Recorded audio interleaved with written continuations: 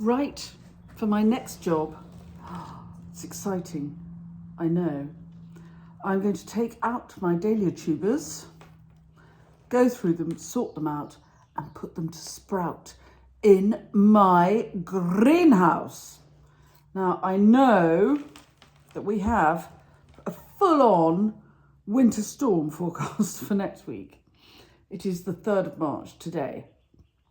And so I am going to do this with great care. And I will make sure that not only are my dahlia tubers kept frost-free, but the seedlings, which have all sprouted in the greenhouse and which they're going to take the place of, will need to be moved somewhere less protected, but also will need protecting from the frost. So come along and see how I do it. I'm doing it because I need to get on, limited time, got to get everything, the flower farmer's year progresses, whatever the weather. But I have to take very great care. It's been a tough winter for people overwintering dahlia tubers in the ground and out. And mine are fine, touch wood. But I need to keep them fine. So come along, enjoy the ride. And if you're new to the channel, please subscribe. Press the bell icon and we'll tell you when we've got more clips coming up. And if any of the tips and tricks I give you along the way are helpful, you can always buy me a coffee, or better still, join my club. The links to coffee buying and club joining are in the blurb to all my clips. So thanks very much and come along. My dahlias are overwintered in trays like this in my studio, off the ground, so that the mice can't get them. And ideally it stays frost-free in here. So my first job is to go through them and check for signs of rot and make sure they're still good quality and likely to sprout for me. I don't obsessively look for eyes. What I'm looking for is a good strong tuber. It's got to be nice and firm, like a potato. If it would be good enough to be a potato, it's not a potato, obviously. But that's the sort of feeling I'm looking for.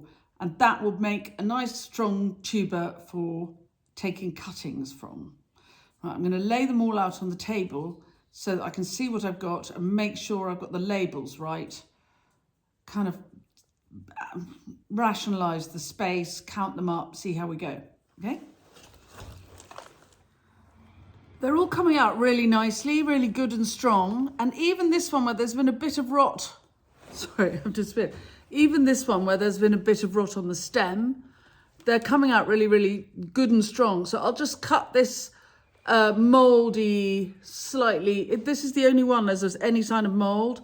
So I'm going to cut this off and put it in the compost. It'll be, it's just a bit of mould from the winter. But if you find that you've got rotted bits, cut them out and see if you've still got enough good strong tuber to propagate from.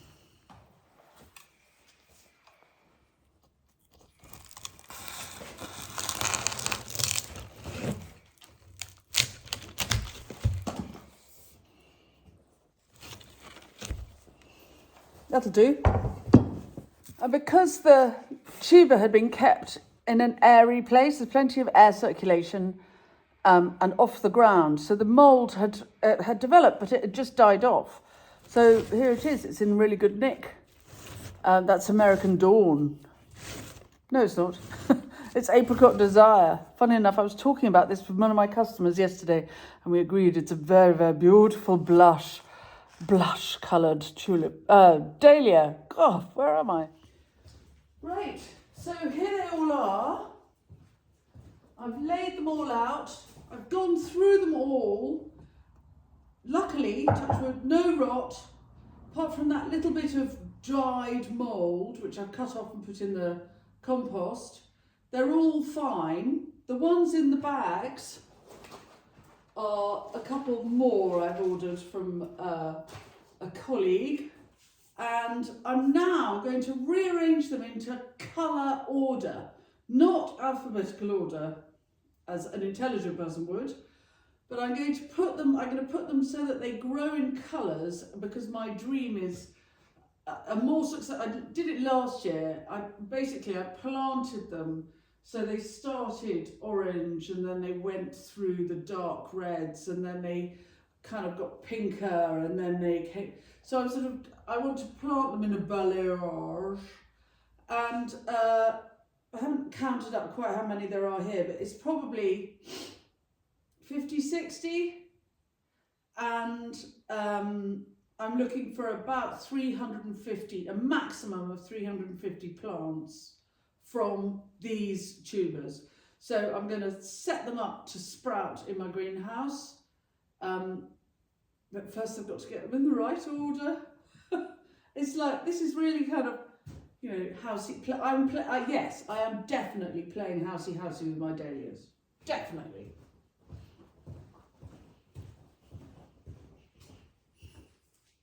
So it's a few days later, because weekend, life, the universe, and nothing ever gets done in one go. As I try and make it get done in one go, it doesn't. Anyway, so I'm still working on my dahlias. I've sorted them all out. I've got them in a great big long queue, and I'm going to put them all into trays. Now, I've got these, in the summer, we use these trays, well actually all year round, but mostly in the summer, we use these trays for delivering floristry. Very handy, very useful, they can stack. In the winter, we use them to store the dahlias during the winter, but we then propagate in them. So what I'm going to do, what's good about them, is they have holes in the bottom and holes all the way around. So good drainage.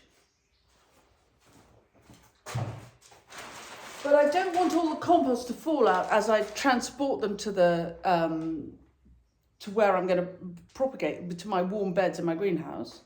So I'm just going to line them with a bit of craft paper, put an inch or two, I mean, just not very much compost on the bottom, just so that the dahlias have got something to sit on. I'm then going to arrange my dahlias, I'll show you how I do it, in each tray. A little bit more compost, a little bit of water, and then it is off and on snowing outside. So it's not warm. So I'm going to move all of the seedlings that I've got in my little greenhouse off the hotbeds. They've all germinated, so they can all move, but I've got to keep them warm. The forecast is quite a severe frost over the next couple of nights. So I'm going to keep them warm by wrapping them up in fleece in the polytunnel, but they'll be off the hotbeds. The dahlias will be on the hotbeds, but I will also fling a bit of fleece over the top just to stop the frost nipping them. You know, having kept them without killing them stone dead all through the winter, they've neither rotted nor frozen, miracle, nor been eaten by mice. Now is the time to really not take my eye off the ball. So it is the 7th of March. I mean, I could be doing this a little bit later. I could be doing it towards the end of March. I mean, you know, any time from now, but I'm conscious of my timings.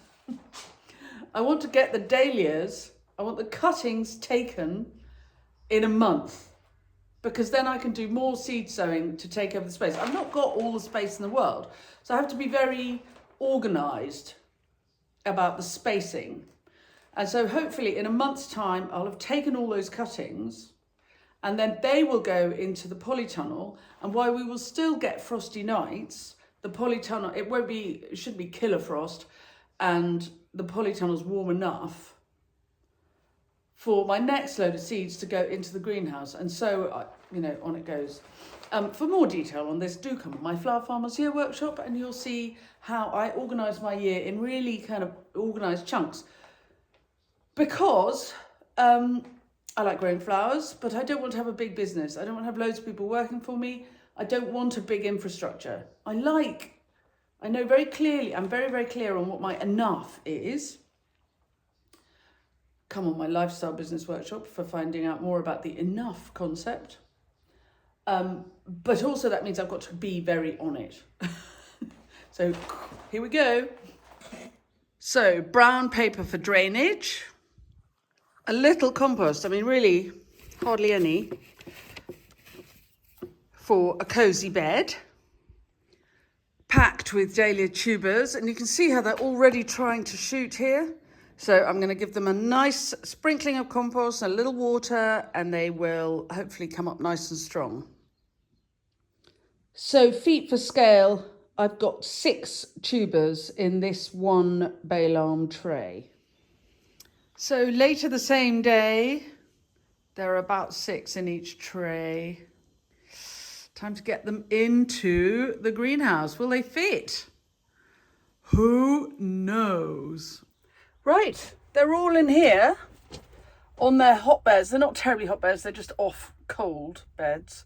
And give them a little tiny sprinkle of water. And a top tip for this time of year, if you have anything in a greenhouse that's going to need a bit of water, keep watering cans of water in the greenhouse, and then they're not so cold. And so it's not such a shock to your little friends. It's not such a shock to your little friends. I realise I'm not wearing my microphone, but it's not such a shock to your little friends when you water them. And I'm not massively watering those dahlias, I'm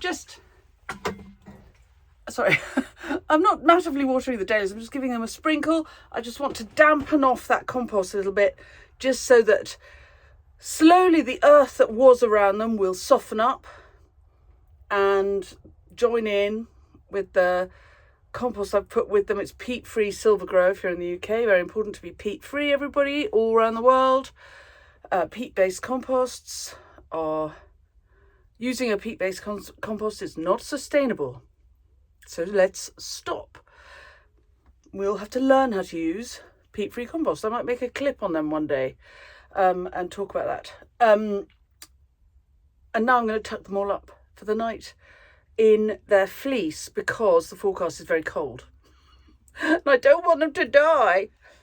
As you can see, some of my fleece is extremely old and has been used in all sorts of different places. That doesn't make it any less effective. I'll keep using it. Right, so they're all tucked up for the night. I've been very careful to make sure that they won't freeze because we've got this cold snap, a beast from the east. But I hope they'll be all right. These beds underneath are hot beds, ever so slightly hot beds. I mean, literally, they've got electric cable running through them that's hot. And so has the top bed, and so has the bottom bed. And as time comes by, when the bottom ones start sprouting, I'll move them to the end there, which has got nothing on it because the forecast is very cold.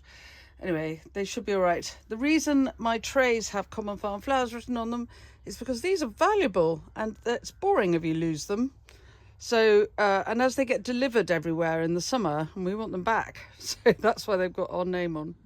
And here, under the fleece, ranunculus, planted out today, despite the coming frost, because sweet peas behind, looking a bit small, sulking. And here is what was in the greenhouse, ready for pricking out, very much ready for pricking out. So that's tomorrow's job. You know, we wouldn't want to be bored.